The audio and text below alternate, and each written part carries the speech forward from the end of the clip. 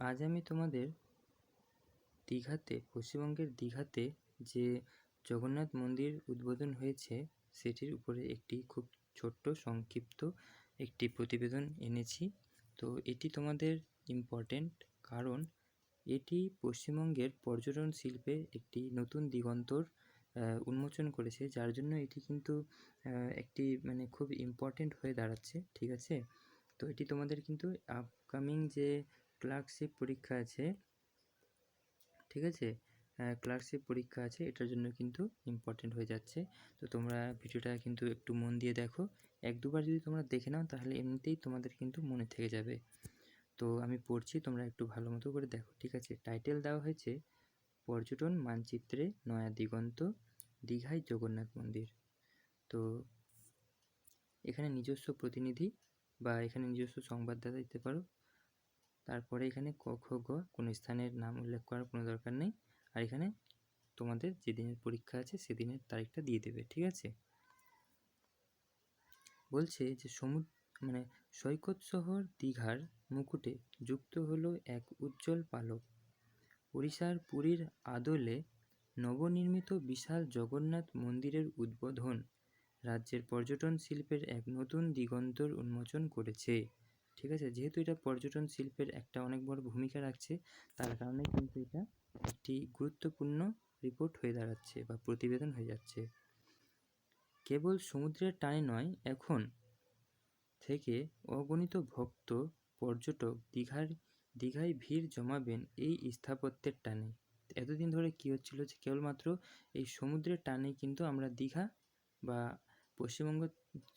পশ্চিমবঙ্গ বা অন্যান্য রাজ্য থেকে কেবলমাত্র দীঘার জন্যই এখানে মানুষ দীঘাতে আসতো, সমুদ্রের জন্যই দীঘাতে আসতো। কিন্তু এখন এই জগন্নাথ মন্দির কেবলমাত্র যেটা পুরীতে ছিল, তো পুরীর আদলে পুরীর একদম অবিকল একটা নির্মাণ তৈরি করা হয়েছে। ঠিক আছে, তারপরে কি বলছে, এটা প্রথম প্যাসেজ তোমাদের এটা হলো, বলছে এই মন্দিরকে কেন্দ্র করে দীঘা এখন প্রমোদ ভ্রমণের পাশাপাশি ধর্মীয় পর্যটনের প্রধান কেন্দ্রে পরিণত হয়েছে।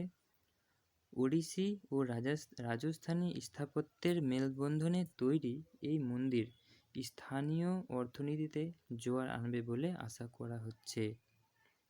তো এটা একটা অর্থনীতির কিন্তু অনেক বড় এর অনুদান থাকবে, এমনটাই আশা করা হচ্ছে।